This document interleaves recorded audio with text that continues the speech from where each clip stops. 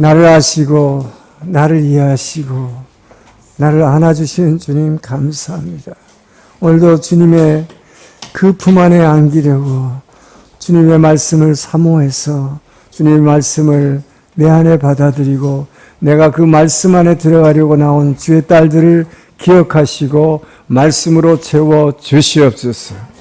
아버지여, 수많은 고난 가운데서도 하나님만을 바라보며 하나님의 이름을 의지하여 궁급하였으나 다시 일어서는 다윗의 모습으로부터 우리의 참 신앙을 바로잡는 시간 될 수 있도록 이 시간을 구별하여 주시고 축복하여 주시옵소서. 감사하며 예수님 이름으로 기도합니다. 아멘. 이제 다윗 얘기로 들어가는데요. 저희가 대강 그 목표를 이 성경 강의를 작년 10월부터 시작을 했는데 교회 이전할 때 6월 말까지 마치는 건 조금 어려울 것 같고요. 하여튼 7월 말 정도나 8월 초쯤 마치려고 합니다. 그래서 대충 어느 정도까지 갈지 하시고 교회 이전하고 나서도 계속 하는 거냐 이런 질문이 있었어요. 그래서 이전하고 나서도 아마 한 달 정도는 계속 될 것 같습니다. 그리고 나면 이 전체적인 이 성경의 몇 강의를 일단 끝내고 그 다음부터는 이 갈라디아 로마서 이 B를 중심으로 한 우리 구원론에 대해서 또 자세하게 이제 한 두어 달간 할 것입니다. 그래서 계속해서 이 수요 성경 공부는 이 성경 공부를 중심으로 해서 여러 가지 주제를 가지고 우리가 계속해서 나갈 것입니다. 그런데 지금 이렇게 성경을 구약 창세기부터 신약의 계시록까지 한번 쭉 훑어가면서 이렇게 배우는 것은 굉장히 중요해요. 이렇게 배울 수 있는 기회가 사실 많을 것 같지요? 없습니다, 여러분. 이번 이 기회를 통해서 쭉 따라오신 여러분들이 정말 축복받은 거예요. 제가 옛날에 성경을 참 이제 열심히 배우려고 그 성경 탐구 40일 작전이라는, 그때는 이제 이 뼈대만 이렇게 잡아주는 강의였는데 8주 과정인가 그랬어요. 그런데 뭐 전국에서, 그 당시 한국에서는 이 성경 전체의 뼈대를 잡아주는 이런 강의가 처음이었기 때문에 뭐 전국에서 몰려들었습니다. 그래서 한 번에 두란노에서 강의를 했는데 토요일마다 한 300명 정도가 등록을 했어요. 그래서 뭐 1기생, 2기생 해가지고 한 5년을 계속했으니까, 2달 과정으로 했으니까 얼마나 많은 사람이 그걸 들었을 거예요. 근데 옆에 있는 사람하고 서약을 했어요. 시작할 때 성경을 끝까지 반드시 읽으면서 다 통독을 하기로. 그리고 이 내용을 전부 이제 숙지를 해서 다른 사람에게 가르쳐 준다. 그러고선 서약을 했는데, 중간에 가니까 이제 이렇게 다윗 얘기 나오고 하니까 사람들이 300명에서 100명으로 줄더라고. 그 다 아는 얘기, 다 아는 얘기. 근데 여러분, 그게 그렇게 다 아는 얘기를 생각하는 분들은 이렇게 빠져나가더라고. 근데 저는요, 다윗의 이야기를 들을 때 사실 제일 은혜를 받았어요. 제일 어렸을 때부터 많이 들었고 다 아는 것 같은데, 이 스토리를 쫙 정리가 되니까 얼마나 은혜롭고 감사한지 도전이 됐는데, 그래서 제가 나중에 느꼈어요. 그 강의를 듣고 나서 제가 결국은 그 많은 사람들이 이 강의를 듣고 강의를 더 발전시켜서 성경을 정말 연구하기로 막 옆에 사람하고 서약을 했는데, 그 수많은 사람들이 했는데, 결국은 저 혼자 이 성경의 맥을 잡으라는 걸 만들어냈더라고, 결과적으로. 그래서 이게 얼마나 큰 축복이고 은혜인가. 여러분, 그러니까 아는 이야기라고 그래서 성경은 새로운 얘기를 들으려고 자꾸 하지 마세요. 이 반복적인 학습이에요, 성경은. 그런데 반복적인 학습이지만 같은 말씀을 들었는데도 성경에 이런 말씀이 있었나? 라고 새롭게 다가오는 것. 그것이 바로 성령의 인도하심이에요. 성령의 역사하심이에요. 새 영으로, 새 언약으로 이 말씀을 받기를 주의 이름 축원합니다. 자, 다윗이 사울의 시대에 40년, 단일 왕국 시대는 사울왕 40년, 다윗왕 40년, 솔로몬왕 40년, 각 40년, 120년간의 통치가 있었죠. 이것이 어디서 나오냐? 구약에는 그런 글 없어요. 사도행전에서 누가가 그렇게 요약을 했습니다. 40년씩. 사울왕이 그렇게 별 볼 일 없이 믿음이 없는 왕인데도 40년간이나 해먹었다. 그렇게 얘기한 거예요. 사울도 40년을 통치했다. 근데 사울과 다윗이 엄청나게 다른데 사울은 뭡니까?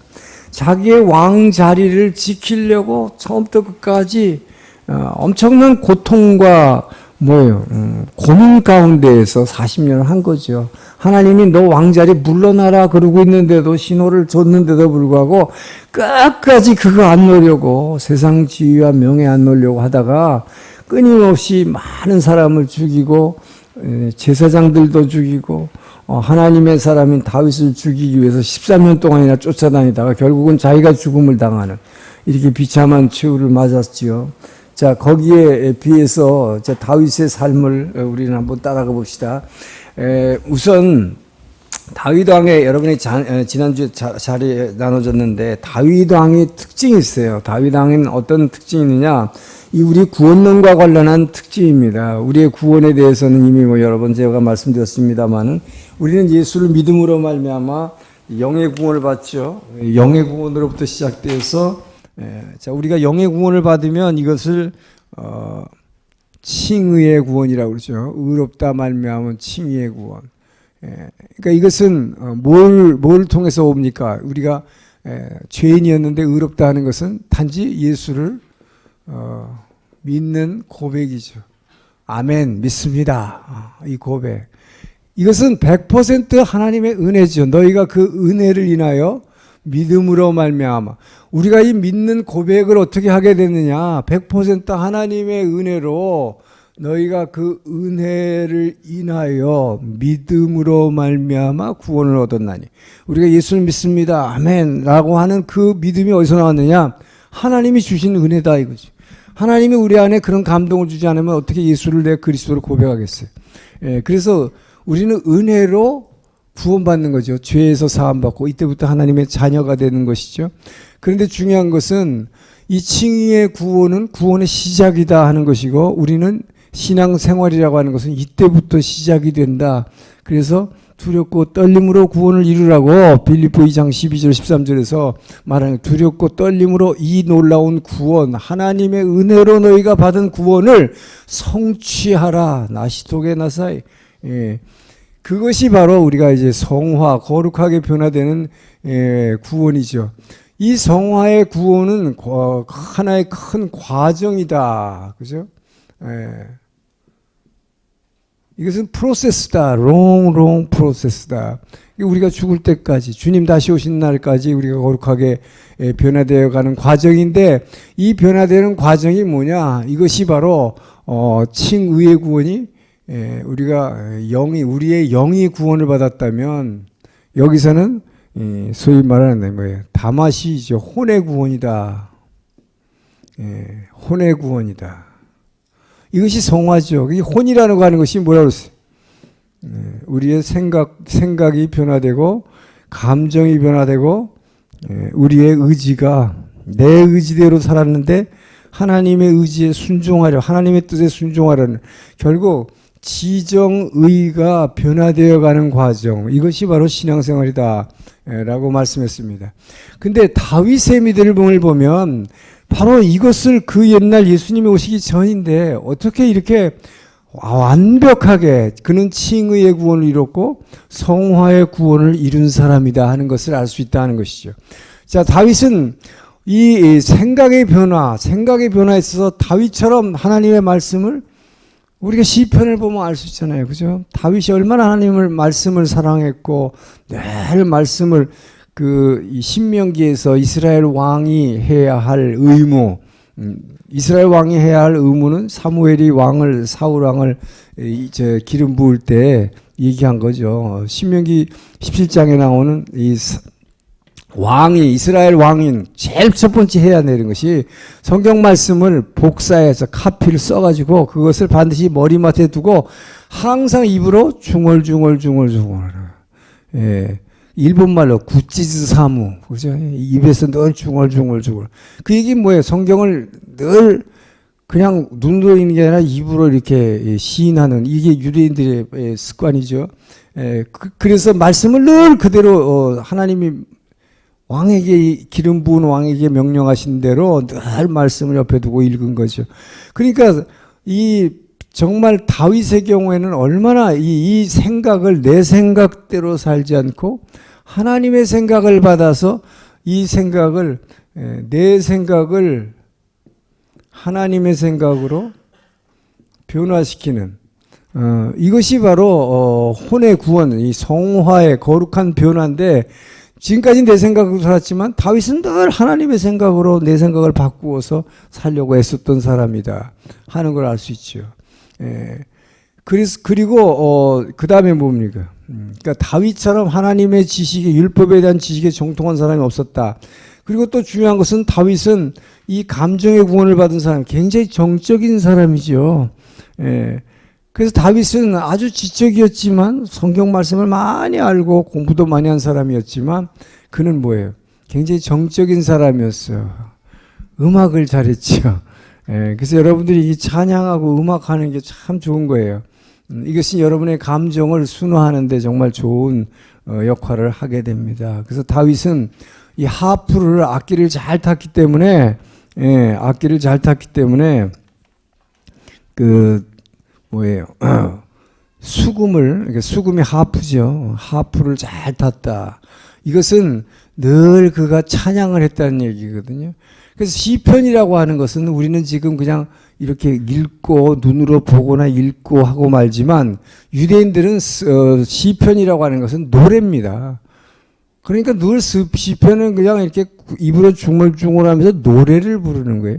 이 노래를 부르는데 다윗은 하프에다가 이거를 맞춰서 연주하면서 노래를 했으니까 그러니까 얼마나 더 은혜로웠을까요? 그렇죠?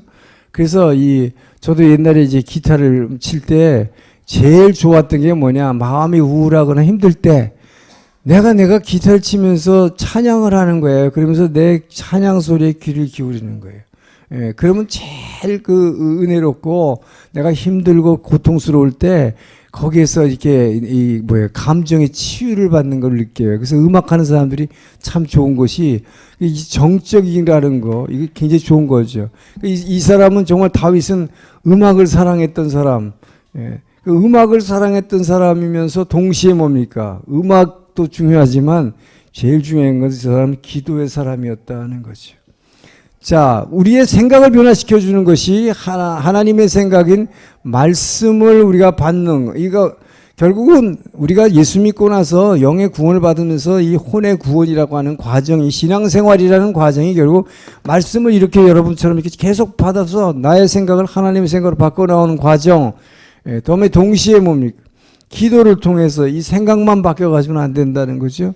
감정이 변화돼야 된다. 이 감정이 늘 우리는 눌려있기 때문에 모든 사람이 세상을 살아가면서 다 눌려있어요. 얘가. 괴롭고 분하고 원통하고 억울하고 다 있잖아요. 그죠? 왜 저 집은 저렇게 잘 나가는데 나는 이렇게 예수 열심히 믿고 수요일 날도 이렇게 와서 성경 공부하는데 왜 우리 딸은 뭐가 이렇게 잘 안 됩니까? 이런 생각이 있잖아요. 그게 뭐예요? 열등의식, 뭔가 질투하는 거, 분노. 그래서 사람들은 이 세상을 살아가는 가운데에서 반드시 감정이 정말 일본 말로 오사에스케라레테로 뭔가가 눌려 있어요. 다. 그래서 그게 심해지면 그게 뭡니까? 기도를 통해서 그야말로 성령의 감동으로 그 은혜로 이 안에서 생수의 강이 막 넘쳐나서 그 은혜가 넘쳐나면 이것이 다 치유가 돼야 되는데 기도 안 하는 사람들은 이걸 못 해내니까 소위 복음주의 교단에서 말씀만 많이 배운 사람들이 이게 안 되니까 뭐 말씀 잘할까 이렇게 큐티 선생님이라는 사람들이 우울증 환자가 많아요. 제가 놀랍게도 그걸 보면 온누리교회 안에도 그 왜 그러냐 말이에요. 말씀을 자기는 많이 안다고 생각하고 그 말씀을 많이 전하니까 자기는 굉장히 괜찮다고 생각하지만 신앙이 잘 자라고 있다고 생각하지만 이 부분이 치유가 안 됐다면 제일 중요한 이 감정인데 이 안에 마음의 평화가 없는 거죠. 말씀은 많이 알고 있고 가르치지만 그거 안 되는 거예요. 그래서 기도할 때 우리는 이 감정이 변화가 되는 거죠. 기도의 사람을 통해서 이 감정이 변화된다. 예. 그래서 그야말로 다윗을 보세요. 지금 우리가 알고 있고 또 지금 또 한번 다시 볼 거지만 끊임없는 고난의 연속이에요. 정말 저 같으면 중간에 포기했을 것 같아. 하나님, 나 이제 그만 따라가겠습니다. 당신을 쫓아가기가 너무 힘들어요. 가랑이 찢어지겠어 내가. 못 따라가겠어요. 이렇게 열심히 믿고 이렇게 따라가는데, 주의 이름만 보고 따라가는데 왜 이런 고난이 끊임없이 계속되냐 말이에요. 좀 숨통 좀 터줘야지. 근데 다윗은 그런 적이 한 번도 없다. 정말 놀라운 믿음입니다. 그러면서 늘 고통스럽고 괴로울 때 뭘 했을까요? 음악한 거, 찬양한 거야, 하나님 찬양. 그러니까 다윗의 시편이 150편이나 되는데 3분의 2 정도를 다윗이 썼잖아요. 이게 뭘 얘기합니까? 이 고난 가운데서 하나님을 찬양하는 음악. 근데 그게 뭐예요? 다윗은 기도의 사람이기 때문에 가능했던 거예요.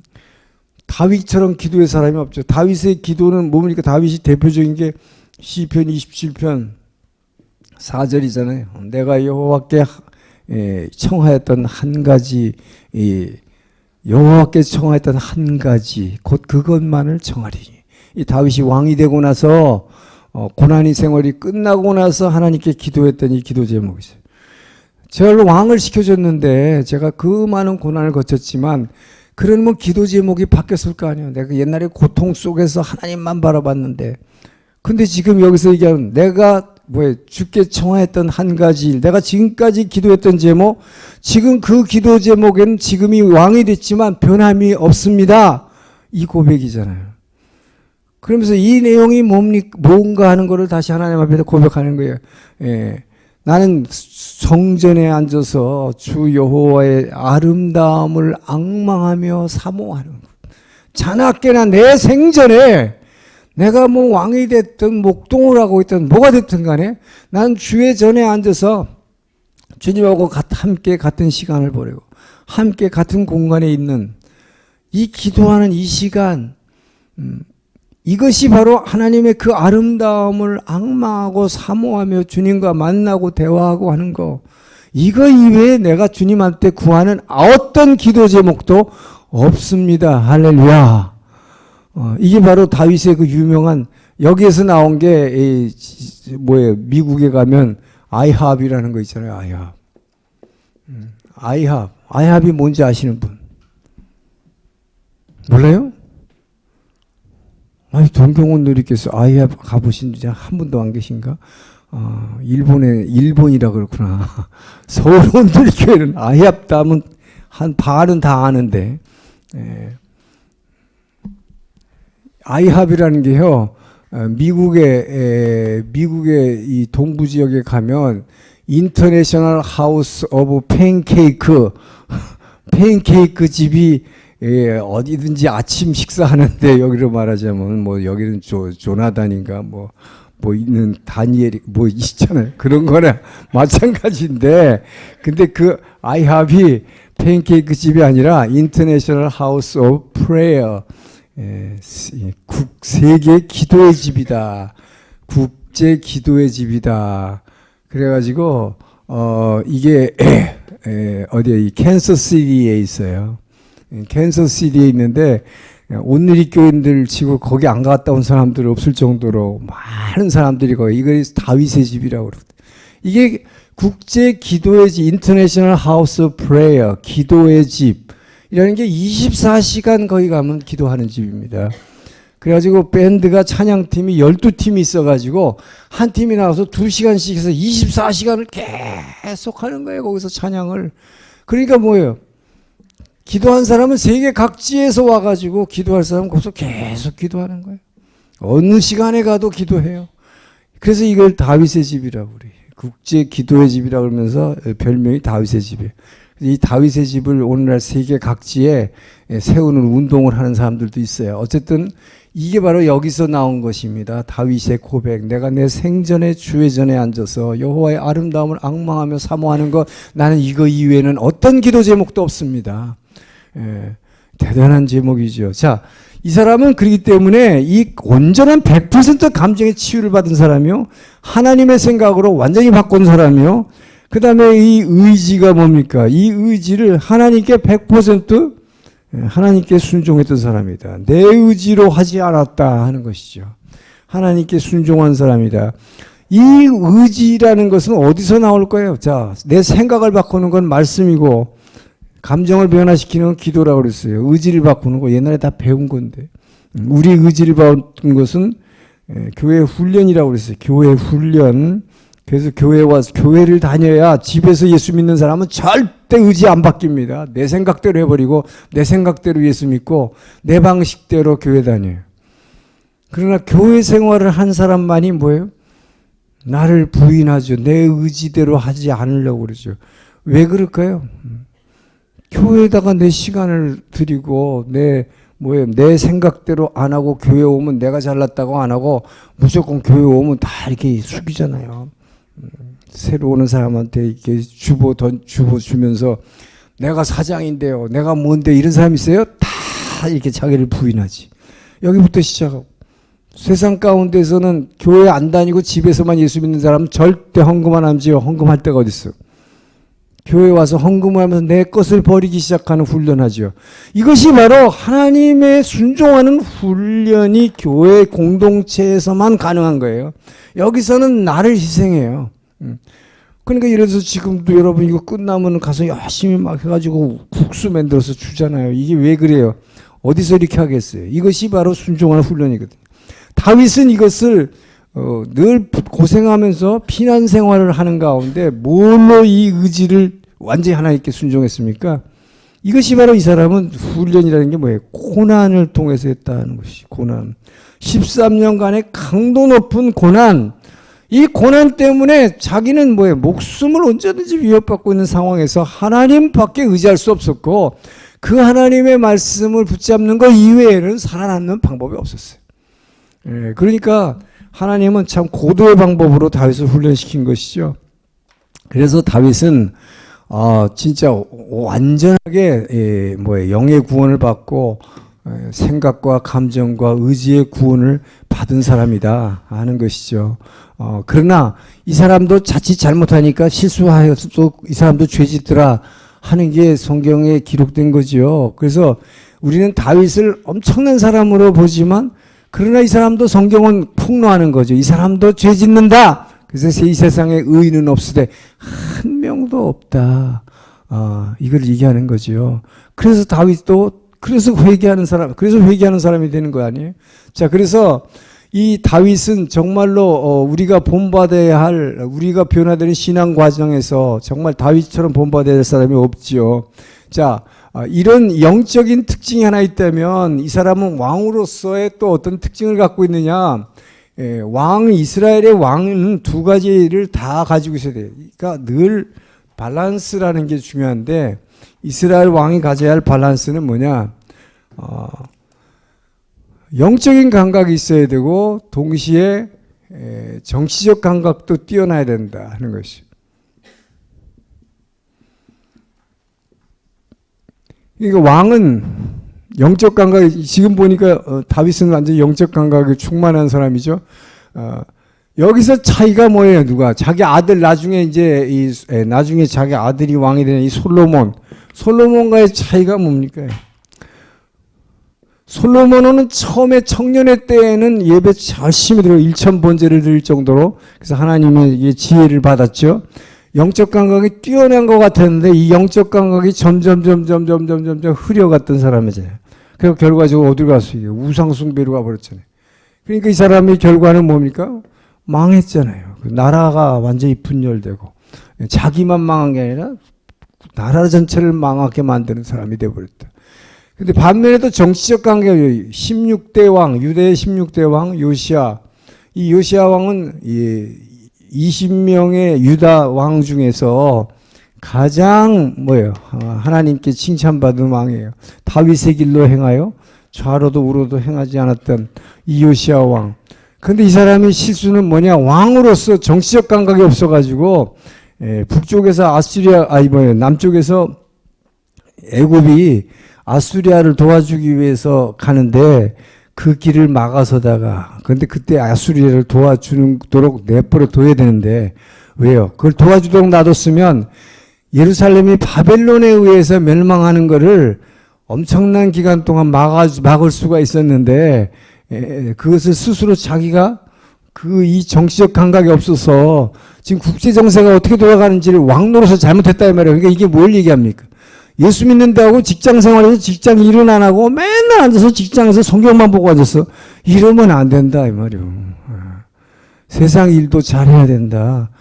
그래서 세상의 왕은 왕으로서의 일을 잘해야 돼.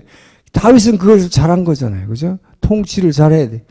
그러니까 이 두 가지 감각을 다 가지고 있어야 된다. 영적 감각을 가지고 있으면서 정치적 감각을 가지고 있던. 그래서 다윗을 정말 위대한 신앙의 인물로, 우리들이 닮아야 할 신앙의 인물로 우리는 그 사람을 말하자면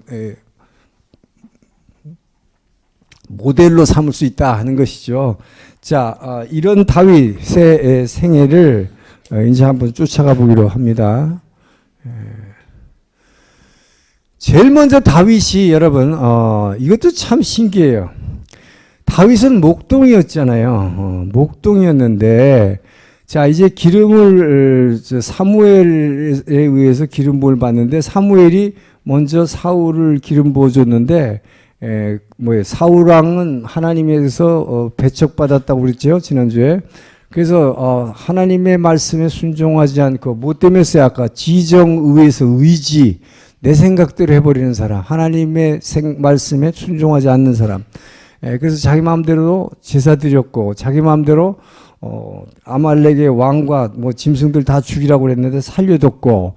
자 그래서 당신은 이미 하나님의 마음에서 벌써 벗어났기 때문에 당신의 왕위는 길지 않을 것이요. 이미 하나님은 하나님의 마음에 합한 자를 왕으로 선택했습니다.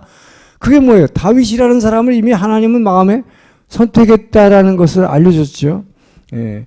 자, 그리고 나서 다윗에게 사무엘이 기름 붓는데, 자, 다윗과 사무엘 차이, 여기 보세요. 동네가 다 비슷비슷해. 사무엘의 집은 라마, 그 바로 아래 기브아가 사울의 집이었고, 다윗의 집은 요 아래 베들레헴인데, 요게 지금 오늘날로 말하면 자동차로 10분도 안 걸리는 거래요. 바로 요 동네, 옆 동네 살았어. 다. 예. 그런데, 이 사울은 요 기브아에 살았던 요 사울은 자 여기 보세요. 요 사울은 이 사무엘이 기름 부음을 받기 위해서 하나님은 어떻게 했어요? 자기 아버지 기스가 나귀 새끼 한 마리 잊어버리는 바람에 막 화를 내면서 이거 찾아오라 그래가지고 순종해가지고 사울이 나귀 새끼 찾다가 선지자의 집으로 들어가는 바람에 기름 부음을 받았어요. 누가 간 겁니까? 자기가 찾아갔지요. 근데 다윗은 뭐예요?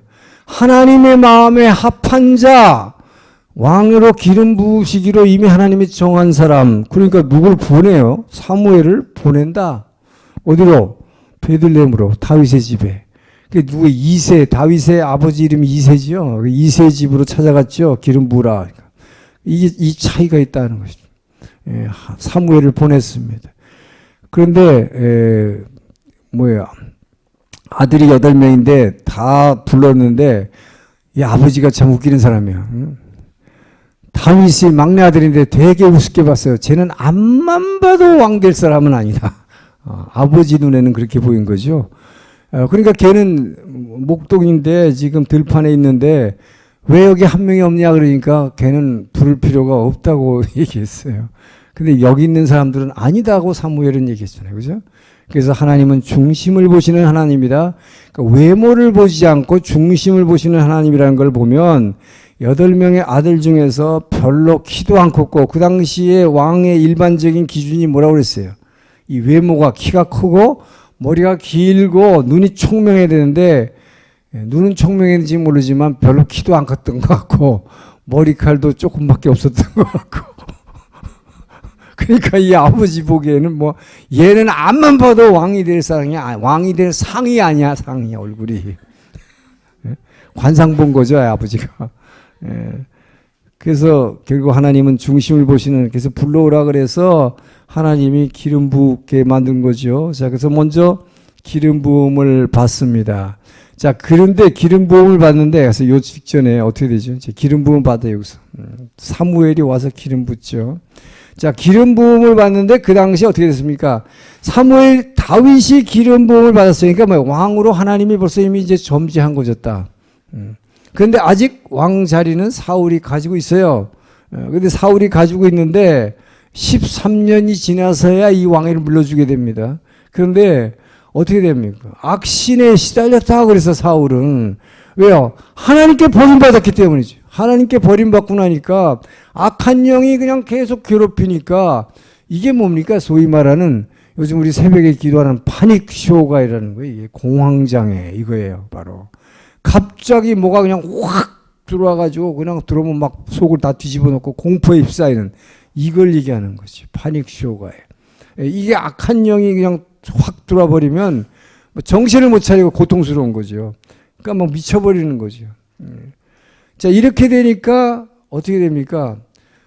참 기가 막힌, 여러분, 다윗이란 게 목동이 어쨌든 기름 부음을 받았어요, 하나님한테. 그렇지만 이 사람이 어떻게 왕이라고 하는, 자, 궁전에 접근하게 될까?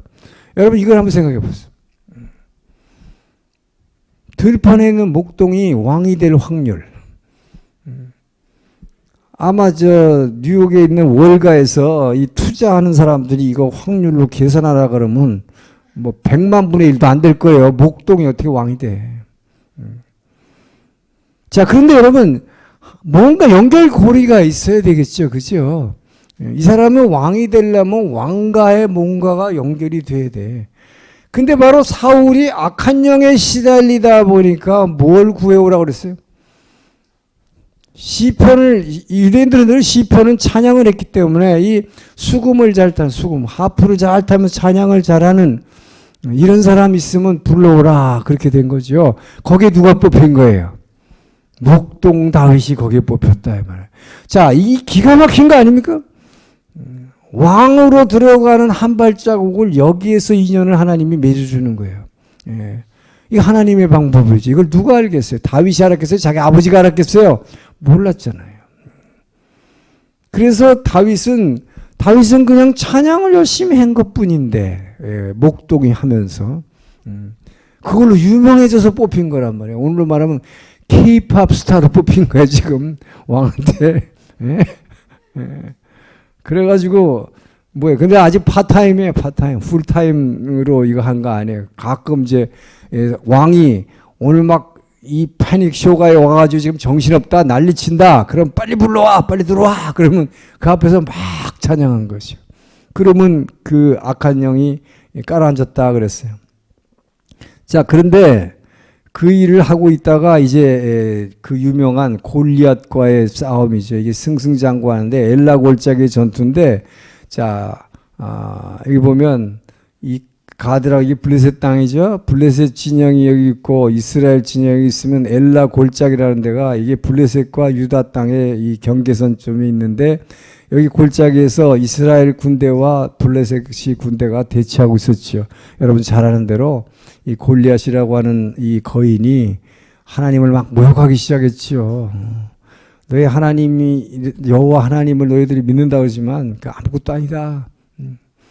나를 물리칠 수 있으면 나가보라. 한데 아무도 못 나가고 벌벌 떨고 있을 때 다윗이 이 소식을 듣고 여기에 참전하게 되죠. 자, 그래서 결국은 뭡니까? 골리앗하고 대결할 때 골리앗은 뭐라고 얘기합니까? 너가 나를 개로 보느냐? 왜 막대기, 나무 막대기 하나 들고 나오냐? 그랬어요. 다윗은 막대기 하나 들고 나왔습니다. 그러나 실제로 주머니에 뭐가 있었어요? 물맷돌이라고 그래서 새총이죠. 오늘날로 말하면 새총. 이 새총하고 좀 다른 것이 이게 막 돌려가지고 탁 던지면 그 돌멩이가 여기 이마에 가서 딱 중간에 맞히는 이 기술을 갖고 있었죠. 옛날에 베냐민 지파가 갖고 있었던 그 기술을 배웠던 것 같아요. 예, 그 베냐민 지파가 사는 동네하고 바로 옆이니까 어렸을 때 배웠겠지. 그것도 옆 동네니까 바로. 예, 그래서 뭐지? 골리앗은 자기가 스스로 개라는 걸 알았죠. 나를 개 취급하느냐고. 그러나 다윗의 고백이 여기서 여러분 잘하는 대로 뭐라고 고백합니까? 너는 칼과 창과 단창으로 내게 오지만, 칼과 창과 단창이 뭐예요? 이 골리앗이 칼이 엄청 큰 칼을 갖고 있었는데 그 칼과 또 창도 왼쪽에 들고 단창은 여기다 차고 이러고 요 조그만 소년 하나 죽이려고 이 거대한 거인이. 너는 그렇게 오지만 나는 오직 뭐야? 내가 믿는 여호와의 이름으로 너 앞에 나가노라. 네가 모독하고 있는 그 여호와의 이름으로 내가 내 앞에 나가노라. 참 대단한 믿음이지요. 여러분, 그렇기 때문에 그 당시에 참 저는 이 다윗이 훌륭한 것이 어떻게 그런 믿음을 가질 수 있었을까? 유대인들은 단지 하나님의 이름만 가지고 믿은 것입니다. 여러분, 하나님은 어떻게 알아요? 하나님을 볼 수도 없고 만질 수도 없어요. 하나님의 말씀이 율법밖에는 없어요. 그런데 하나님의 이 유대인들은, 이스라엘 백성들은 하나님의 이름만 가지고 믿었다. 이름만 가지고 믿었다. 대단한 거죠. 근데 저와 여러분은 지금 얼마나 대단한 무기가 있습니까? 죽으시고 부활하신, 모든 것을 이기신, 악의 권세를 다 부수신 부활하신 예수의 영이 내 안에 있다. 할렐루야. 우리는 엄청난, 지금 우리는 엄청난 용사들이 될 수 있어요, 여러분. 딱 기름 부은 사사들이요. 여러분들은 참 대단한 사람들이에요. 그런데 이 당시에 유대인들, 이스라엘 백성이라고 하는 것은 이름만 가지고 믿었는데 어떻게 이름만 가지고 이렇게 할 수 있어요? 네가 모독하고 있는 그 여호와의 이름으로 내 앞에 나가노라. 이 대단한 고백입니다. 바로 사울 왕이 말이죠. 이 17살 난 소년에게 너가 무슨 소위 말하는 한국말로 뭐죠? 이 깡이라 그러나. 그걸로 나가려고 그러냐, 너가. 너 조그만 애가. 그래서 사울 왕이 갑옷을 입혀보니까 이 투구로 쓰지도 못해. 그거 보면 다윗이 되게 조그맸던 것 같아요. 여러분은 저 베르사유 궁전에 가면 미켈란젤로의 다비데의 그 동상이 있거든. 아, 그건 잘생겼어. 현빈이 저리 가라야. 너무너무 잘생겼어요. 그리고 아주 막 이 나체로 된 이인데 모든 게 너무 잘생겼어. 그러니까 그건 순 엉터리 작품이란 걸 알 수 있죠. 왜냐하면 성경을 보면 자기 아버지가 봐도 얘는 왕되기에 전혀 부족. 그리고 사울 왕이 투구를 입혀봤는데 이걸 쓸 수도 없고 옷이 안 맞는다고 그랬어요. 너무 커서. 그거 보면 다윗은 쬐끄맣고 별품 없었던 것 같아요. 예. 근데 너가 어떻게 저 거인하고 싸우려고 그러냐. 그랬더니 뭐라고 했어요? 그 고백이 대단합니다. 저는 제가 그때 성경탐구 42 작전할 때 이 다윗의 이야기를 들으면서 그때 그 말씀에 제일 감동을 받았어요, 제가. 예. 뭐라고 고백을 했습니까? 저는 제 체험을 믿습니다. 저는 목동인데요. 양을 칠 때 사자가 나타나가지고 양 새끼를 갖다가 확 입에다가 물어 집어넣을 때 내가 그 양 새끼를 물고 간 사자의 암사자의 입을 이렇게 열고 그 안에서 내가 그 양 새끼를 빼냈습니다. 그때 내 손을 붙잡아 주신, 지켜주신 이 사자의 입으로부터 내 손을 붙잡아 주신 그 여호와 하나님의 이름을 믿습니다. 때로는 큰 곰이 나타나가지고 이 곰 발바닥, 이거 얼마나 세요. 이거 한번 뻥 치면 그냥 그대로 사람이 죽는데, 예?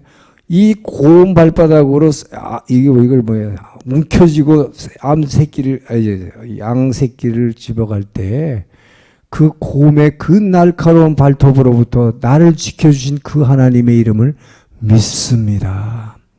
여러분, 이게 믿음이에요. 그러니까 뭡니까? 그 하나님의 이름을 갖고 믿지만 실제로 뭐가 있었어요? 제가 지난 주일날 설교한 대로 이 구원의 체험이 있는 거잖아요. 그러니까 체험이 있는 사람은 목숨을 건다는 거예요. 그러니까 주님의 음성을 듣거나 체험이 있는 사람은 확고한 믿음을 갖게 됩니다. 그렇기 때문에 나를 그렇게 지켜주신 그 하나님이 저 골리앗이라는 사람으로부터 나를 지켜줄 걸 믿기 때문에 나갑니다. 그래서 사울이 내보내는 거잖아요. 갑옷도 안 입힌 채로. 예. 근데 그냥 한 방에 여기서 해결해 버렸죠. 예. 자, 근데 이 결과는 뭡니까, 여러분? 잘 아시듯이. 예. 이 날개 없이 추락하는 사울인데, 사울이 이 전쟁에서 이겼다고 그러니까 뭐 신났죠. 그래서 이 울맷돌 하나로 그냥 골리앗의 여기를 맞춰가지고 쓰러지니까 가가지고 골리앗의 칼을 뺏어서 골리앗의 목을 쳐버렸죠. 그 칼을 전리품으로 갖다가 성전에다가 맡겼습니다. 예, 성막에다가.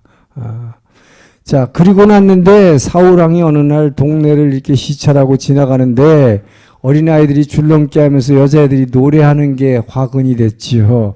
뭐라 그랬어요? 사울은 천천히요, 다윗은 만만이라. 이건 뭡니까?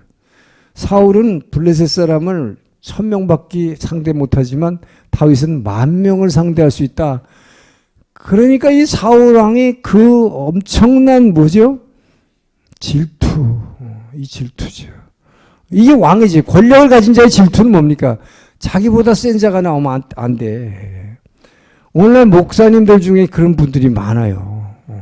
그래서 저는 우리 정말 하 목사님을 진심으로 존경하는 이유가 여기 있습니다. 하 목사님이 온누리교회 같이 이렇게 평신도 성도를 이렇게 세워서 세계적인 사역자로 만들어준 교회가 대한민국에 없습니다. 평신도를 깨우는 운동은 사자 들어가는 교회가 먼저 시작했어요. 우리나라에서, 한국에서. 훨씬 오래됐어요. 역사도 깊고, 그리고 그분이 제자 훈련이라는 것은 유명하죠. 그런데 그 교회에서는 한 명도 세계적인 사역자가 나오질 못했다. 평신도를 그렇게 세우려고 했지만 뭐가 차이가 있을까요, 여러분? 오늘의 교회는요, 평신도 사역자들이 얼마나 사역을 많이 해. 그러니까 이것이 뭘 얘기하냐면요, 이게 사울왕과의 차이다 하는 거예요. 사울은 자기보다 잘한 사람이 나오면 내 백성 중에서 그렇게 강한 골리앗을 이겨낼 수 있는 그 백성이 나왔다는 것을 정말 자랑으로 생각하고 세워줬으면 자기가 훨씬 위로 올라가는 것인데, 거기에 대한 그 조그만 소년을 질투를 느껴가지고 그 아이를 그때부터 죽이기로 결심하고 그 아이 다윗을 죽이는데 13년간의 세월을 보내다가 자기가 죽은 사람이 얼마나 비참합니까, 여러분. 하 목사님은 평신도 중에서 이렇게 은사가 있고 저 사람을 세워서 뭔가 할 수 있다 생각하면 아주 100% 밀어주셨어요. 그래서 그래서 사실 참 존경하는데, 근데 사실은 어떤 경우에는 막 정말 죄송할 정도로도 그런 때도 있었는데, 그분은 그것을 다 이렇게 이겨낼 수 있는 그런 능력을 가지고 계시더라고요. 참 감사해요. 어쨌든 이 사울은 그걸 못 견뎌낸 거죠. 그래서 제가 뉴욕에서도 이 성경의 맥 40명의 그 제자반을 이제 2년 동안을 말씀과 기도로 우리가 함께 한 사람들이 40명이 있는데, 지금까지도 이제 몇 분이 지금도 계속해서 이렇게 말씀을 뉴욕에서 각 교회에서 전하고 있지만, 나머지 분들은 왜 못하느냐, 그분들이 능력이 없어서 못하는 게 아니라 목사님들이 안 시키는 거예요. 왜? 자기보다 성경을 잘 가르치니까. 그러니까 금방 못하게 해버려요. 그 해에만 한 번 했다가 그 다음에 다. 그래서 많은 분들이 못하는데, 지금 그래도 한 몇 분이 계속해서 하는, 그건 목사님이 좀 큰 목사님이죠. 그런 교회는 굉장히 부흥을 해요. 그 리더십이 얼마나 여러분 그게 중요한가 하는 거였어요. 저는 우린 지금은 뭐 부교육자 하나밖에 없지만, 부교육자가 정말 말씀을 잘 전했으면 좋겠어요. 그리고 제가 정말 자랑스러워요, 그렇게 하면. 그것이 사실은 저는 저 자신이 평신도로서 하 목사님이 그런 식으로 키워주셨기 때문에, 저는 그 정신을 아주 위대한 정신이라고 봅니다. 자, 어쨌든 이래서 사울은 이제 추락하게 되는데, 이걸로 인해서 이제 다윗이 기약 없는 도망자의 삶이 시작되죠. 이 다윗이 이 도망자의 삶을 살아가는 게 그러나 이것이 다윗에게는 엄청난 축복이었다 하는 것이죠. 이거 보시오.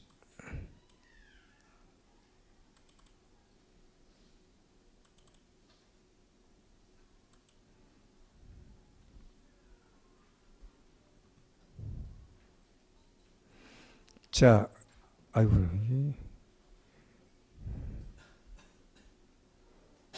그림이 커져야 되는데 이게.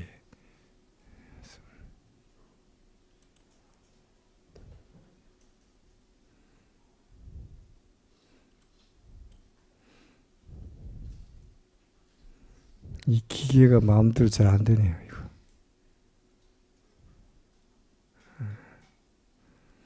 자, 봅시다. 지금 여기 기브아에서 이 기브아죠. 아직 여러분 보세요. 사울 왕이 처음 왕이에요. 근데 아직 수도도 없어요. 수도도. 그러니까 사울 왕의 고향이 기브아가 임시 수도죠. 자, 여기에서 다윗이 저렇게 큰 공을 세우고 유명해지고 백성들에게 추앙을 받으니까 사울의 질투심 때문에 사울은 다윗을 죽이기로 결심했습니다. 제일 먼저 죽이기로 결심해서 어떻게 했습니까? 사울이 제일 먼저 시작한 게. 블레셋의 군대 100명의 양피를 베어오는 자가 있으면 내가 내 딸 미가를 사위로 주겠다라는 걸 내걸었죠. 이것은 다윗을 죽이기 위한 내 손으로 죽이지 않고 블레셋의 손을 통해서 죽이겠다는 음모입니다. 왜냐하면 이제 여러분이 뭐 성경 읽어서 아시지만 다윗은 가끔 가다가 이게 뭐 악한 영이 사울이 막 일어나가지고 막 이상한 증세가 나타나면 다윗을 불러다가 이거 하프를 치고 하고 찬양하겠어요. 근데 찬양을 하고 있을 때 뭐예요? 전에는 괜찮았는데 지금 뭐예요? 질투가 나니까 저게 바로 내 앞에서 파타임으로 지금 이거 악사하는 친구가 백성들로부터 엄청난 추앙을 받잖아요. 그러니까 그거 죽이려고 자기 옆에 있는 창을 가지고 사울이 던지고 또 던지고 그러니까 찬양 막 하다가 창이 날라오면 이렇게 피했다. 이렇게 피했다. 아니 세상에 그러면서도 찬양하는 사람이 있었으니 생각을 해보세요 여러분. 이 앞에서 찬양하는 사람들 얼마나 축복받았는지 누가 창 던져 여러분한테. 그거 피해가면서 했단 말이죠. 그런데 그래도 안 죽으니까 야 이거 내가 죽인다는 소리 말고 이제 꾀를 쓴 거죠. 그게 블레셋을 이용해서 죽이자. 블레셋의 양피를 100개를 베어라. 여러분 성경에서 양피, 그 양피가 뭐예요? 영어로 얘기하면 양피. 네. foreskin이라고 그래요. 양피라는 게 양의 피가 아니에요, 여러분. 이게 성경 읽으면서 뭐 양피를 배우라니까 이게 무슨 양의 피인가 뭐 그렇게 하면 안 돼. 엉터리 단어예요, 그건. foreskin이라는 것은 남자의 성기의 맨 앞에 있는 부분을 잘라오라는 거예요. 이 foreskin입니다. 그러니까 말하자면 블레셋은 할례 받지 않았잖아요. 할례. 그러니까 할례 받을 때 잘라내는 부분 그걸 양피를 벤다 그러잖아요. 양피. 그거입니다. foreskin. 예. 양피를 배우는 거예요. 예. 자, 여러분 블레셋의 젊은 사람 100사람을 양피를 배우려면 어떻게 해요? 죽여야죠. 그 사람들은 할례 받으라고 가서 전도해가지고 할례 받을 사람들이 아니야. 그 죽이라는 얘기잖아요. 100개를 가져오라. 100명 죽이라. 다윗이 가가지고 200명을 죽이고 포스킨 200개를 가져왔다고 성경은 기록하고 있습니다. 그러니까 꼼짝없이 자기 딸 줄 수밖에 없죠. 그래서 미가를 결혼시킨 것이에요. 자, 미가를 결혼시키고 첫날 밤, 이 기브아에서 첫날 밤을 지내려고 할 때에 군사 3,000명을 보냈어요. 사위를 죽이려고. 그러니까 이 사울 왕은요, 이 악신이 임했다 하지만 이 악한 신이 얼마나 이 안에서 이 악한 영이 사울을 갖다가 괴롭히게 했고 또 사울이 그 질투심에서 죽이려고 했는지를 알 수 있잖아요. 그러니까 그런데 참 재밌는 건 뭡니까? 사울의 딸이죠. 아버지보다 결국은 뭐예요? 자기 신랑이지. 자기 신랑을 살리려고 첫날 밤 치르지도 못하고 그냥 이 밧줄에다가 창가로 내려가지고 다윗을 도망가게 만들죠. 자, 그래서 다윗이 도망가는 게 라마로 갑니다. 여기 화살표가 있죠. 라마, 저 위에 라마. 라마로 왜 갑니까? 라마에는 사무엘 선지자가 있는 것이요. 사무엘이 자기를 기름 부어 왕을 세웠기 때문에, 자, 왕이 나를 죽이려고 한다. 자, 왕이 나를 죽이려고 한다. 창으로 여러 번 던지는 걸 받았기 때문에 이미 죽인다는 걸 알았고, 그러나 이렇게 사위로 삼은 다음에 죽이려고 하는 걸 봤을 때 다윗이 어떻게 했을까요? 막 기가 질려버렸을 거예요. 그죠? 사위가 됐는데 그걸 첫날 밤도 못 치고 그제로 죽이려고 하는 그걸 보고 도망갈 곳이라고 해서는 자기를 기름 부어준 이 사무엘 선지자를 찾아가는 거, 말하자면 목사님 찾아가는 것밖에는 위로될 게 없었다. 그랬는데 라마 갔는데 사무엘 선지자가 없었어요. 자, 그래서 어디로 갑니까? 내가 달아날 곳 어딘가? 자, 이 유다 땅에서 달아날 곳이 어딘가? 이 유다가 아니라 이스라엘 땅에서 사울 왕이 다스리고 있는데 왕이 나를 죽이려고 하니 어디로 도망가요? 성소로 도망간 거예요. 높 땅에 그 당시에 성막이 있었어요. 높 땅에 성막이 있어서 그 성막으로 도망갔더니 거기 도망갔는데 너무 배가 고파가지고 먹을 걸 달라고 그러죠. 근데 성전에 가면 먹을 게 뭐가 있을까요? 진설병, 성소에 들어가면 12개의 떡을 이렇게 놓는 걸, 그거를 아침마다 이제 제사장에 들어가서 식으니까 이렇게 바꿔 놓는데, 그 떡을 갖다가 이것은 제사장만 먹는 건데 그거밖에 없다고 그래서 그걸 먹었죠. 자, 그리고 무기를 달라고. 이제 자기가 지금 칼에 쫓겨서 병사들이 쫓아오니까. 무기가 어디 있어요? 성소에. 성막에 무기가 어디 있어요? 근데 딱 하나가 있었어요. 무슨 무기? 다윗이 바로 골리앗을 죽이고 성소에다 보관했던 무기입니다. 전리품은 반드시 성소에 보관하게 돼 있어요. 그 성소에 보관했던 거. 그걸 받아가지고 달아났죠. 자, 그런데 사울 왕이 그 소식을 듣고 군대를 끌고 쫓아옵니다. 근데 이 얘기를 듣고 나서 어떻게 했어요? 제사장, 세상의 대제사장을 그 자리에서 죽여버리고, 거기서 일하고 있던 말하자면 부교육자들 제사장 84명을 다 죽여버렸다고 그랬어요. 여러분, 이게 사울의 모습이에요. 하나님이 기름 부어 세운 사울이 결국 뭡니까? 이 질투에 불타오르니까 다윗을 도와줬다는 이유 하나만으로 제사장들을 다 죽여버렸어요. 그러니까 이 사람이 진짜 하나님 믿는 사람이에요. 지금 이 사람에게는 뭡니까? 자기 왕이라는 지위를 어떻게 하면 유지하는가? 하나님이 이미 버렸는데, 이것이 인간의 모습이에요. 자기의 욕망을 가지고 있는 인간의 모습. 결국은 다 죽여버렸죠. 그래서 여기서 너무너무 놀란 거죠. 다윗은 쇼크를 받은 거예요. 내가 이 이스라엘 땅에서 어디를 가면 살 수 있을까요? 여러분 생각해 보세요. 자, 어디를 가면 살 수 있을까요? 더구나 생각을 해보십시오. 지금 여러분들은 그냥 남의 얘기니까, 지나간 얘기니까 이렇게 듣고 앉았지만, 여러분이 다윗이라고 생각해봐요. 하나님, 속으로 생각해보세요. 하나님, 내가 무슨 짓을 했길래 이런 고통을 당해야 됩니까? 그렇게 하지 않겠어요, 여러분 같으면? 내가 무슨 짓을 했길래? 내가 나라를 위해서 여호와의 이름으로 내 목숨 걸고 골리앗 앞에 대항해서 그 골리앗 장군을 죽인 것밖에 없습니다. 그리고 나라를 구한 것밖에 없습니다. 그런데 하나님은 왜 나를 이렇게 고통받게 하십니까? 그러지 않았을까요? 더군다나 성소에 들어갔는데 성소의 제사장들까지 다 죽여. 성소에 들어갔으면 성소에서는 절대 사람을 못 죽이게 돼 있는 거죠. 근데 그것마저도 사울은 다 죽여버리니까 이제 도망갈 데가 없죠. 자, 그래서 택한 게 망명 간 것입니다. 갈 때 이스라엘 땅에 왕의 치하에서 자기가 살아남을 곳이 한 곳도 없었기 때문에, 그래서 달아난 게 뭐예요? 가드라고. 가드가 뭡니까? 블레셋의 5개 도시국가 중에 수도입니다. 블레셋의 당시 수도가 가드예요. 그래서 이 가드라는 곳으로 도망가죠. 이 가드라는 곳. 자, 가드라로 도망갔는데 어떻게 됩니까, 여러분? 블레셋 땅으로 망명을 가면 자기가 살 것이라고 생각했는데, 블레셋의 왕과 그 신하들이 이해가 안 된 거죠. 저가 우리의 그 엄청난 골리앗 거인 장군을 죽인 자 아니냐. 저자가 어떻게 망명을 온단 말이에요. 이스라엘의 영웅인데.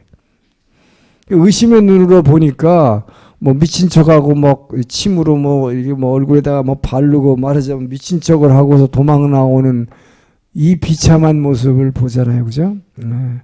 자, 그래서 결국은 블레셋에 있어서는 안 되는구나. 하나님이 원하지 않는구나. 그래서 달아납니다. 달아나서 자, 아둘람이라고 하는 동굴로 찾아 들어가는데 이 아둘람이라는 동굴에 들어갔을 때 하나님이 처음으로 위로해 주세요. 정말 여러분에게 이해할 수 없는 고난이 계속되는 거죠, 지금. 지금 죄져서 고난받는 것입니까? 아니잖아요. 오히려 하나님의 이름을 영광스럽게 했는데 그 대가는 지금 엄청난 고난으로 지금 다가오고 있어요. 이럴 때 다윗의 그 심정이 어떻겠어요? 여러분, 그 심정이 있기 때문에 그 엄청난 시편이 고백이 나오는 거예요. 예. 막 자기의 이 혀가 막 천장에 다 붙는 듯이 고통스럽다는 이 표현들 보세요. 막 내 뼈가 막 녹아지나이다. 이런 고통을 막 하나님 앞에 고백하잖아요. 누구한테 고백하는 거예요? 하나님 앞에 여러분 이 고통을 고백하는 자는 절대로 우울증 안 걸립니다. 왜 우울증 걸리는 줄 알아요? 혼자서 이걸 고민하고 혼자서 잠 못 자고 막 이러고 있으니까 우울증 걸리지. 다윗처럼 해보세요. 그래서 이 고통을 그래서 기도하라는 거 아닙니까? 주님 앞에 무릎 꿇고 막 부르죠. 하나님 앞에는 막 부르시는 거예요. 왜 이렇게 하십니까 나를? 예? 정말 내 뼈가 지금 막 부서지는 고통을 느낍니다. 막 하나님 앞에 하는 거죠. 그럴 때 하나님이 여러분을 반드시 위로해 주심을 믿으시기 바랍니다. 하나님이 여러분에게 고난을 주시지만 피할 길을 반드시 주심을 믿으시기 바랍니다. 도저히 지금 봐요. 망명 갖는 게 자기는 최후의 선택이라고 생각했는데 그것도 아니었잖아요. 그래서 어떤 동굴로 그냥 숨어 들어갔는데 놀랍게도 하나님께서 이 안에 400명이라고 하는 사울 왕의 박해를 받아서 피해와에서 숨어서 지내는 정치인 망명객 400명이 이 동굴에 숨어서 살고 있었다. 근데 이들이 다윗이 들어오는 걸 보고 다윗이 다 그 소문 알고 있잖아요. 골리앗을 무찌른 영웅, 시대의 영웅. 그래서 자기네들의 대장으로 삼았다. 자, 여기에서 다윗이 이제 유대의 왕이 되고 있는 첫 번째 기반을 하나님께서 주시게 되는 것이죠. 예. 그러니까 하나님의 사람으로서 하나님이 세우려는 사람을 어떻게 고난 가운데서 이끌어가는가를 지금 이 다윗의 생애를 통해서 우리에게 보여주고 계신다. 이 400명의 대장이 돼가지고 자, 그러나 계속 도망 다녀야 돼요. 지금 도망자 신세죠. 자, 그래서 이 요새라는 것은 여기 요새라는 것은 이 마사다 요새인데 이 유다가 나중에 로마에게 망할 때 숨어서 항전했던 거, 이 마사다 요새입니다. 이 마사다 요새로 도망갔다가 그러다가 결국은 뭡니까? 다른 것보다도 제일 걱정됐던 건 여러분 다윗이 제일 고민했던 게 뭘까요? 자기 생명은 자기 도망 다니면 돼요. 자기 부모님들이었어요. 부모님들을 붙잡아 놓고 고문하면 어떻게 될까요? 그래서 이 부모님들이 이제 사울의 박해를 피해서 아둘람 동굴로 찾아 들어옵니다. 근데 부모님들이 들어오니까 더 고민이 되죠. 이 부모님들을 데리고 어디까지 도망 다니겠어?